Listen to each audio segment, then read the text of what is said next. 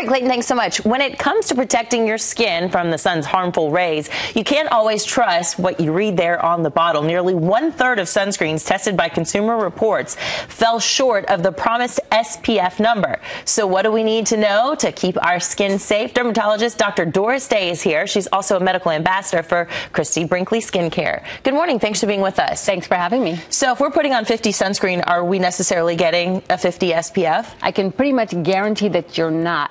And the reason is that all sunscreens are over-the-counter drugs, and they're very tightly regulated by the FDA. But that testing is done under very controlled circumstances in a lab, not in the real world. And real-world use will never match what you see in the lab. Yeah, the way that you put it on, how thick it is, once you get in the water, are you sweating? Exactly, and that's the problem I had with the Consumer Reports.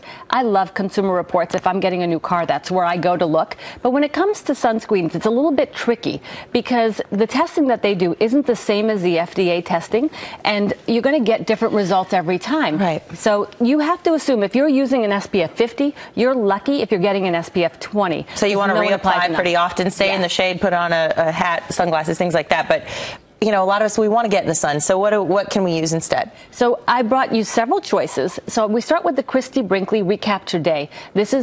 This has an SPF of 30. It also has IR defense because we know that you have to protect against the sun. You want broad spectrum protection, but I see a lot of discoloration, and some of that comes from infrared rays as well. So I love that this has extra broad spectrum protection. Broad spectrum is UVA, UVB. UVA, UVB, and this one infrared as well. Okay. So that's really broad, and I love that. And it feels good on the skin. If you don't like it, you won't use it. So I want something you like. This Neutrogena spray, you know, it's always so hard to catch the kids as they're running through the sprinkler, and then they're wet, but this will work even if your skin's wet? That's right. So Neutrogena has the Helioplex technology. That's how it gets its broad spectrum.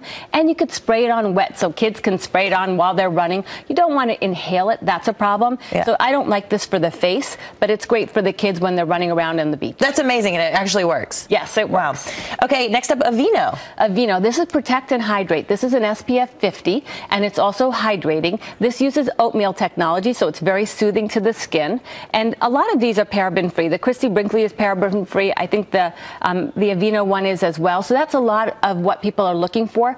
I'll say one word. I love that the Aveeno has oatmeal, which is considered natural. But when it comes to sunscreen, natural really doesn't mean anything. You want science, you want clinical testing, you want studies behind it, instead of just words. And doctor, we have one more and not a lot of time to get to it. Okay, that's the Helioplex. That's the Antelios, and that has Mexeril as its main ingredients. It has a high SPF as well, and this is another very popular one. All right, Dr. Doris Day, thank you so much. Yeah, that we want to get out in the sun. We just need to protect ourselves. Have to be smart about it. Perfect. Thanks so much. Thanks.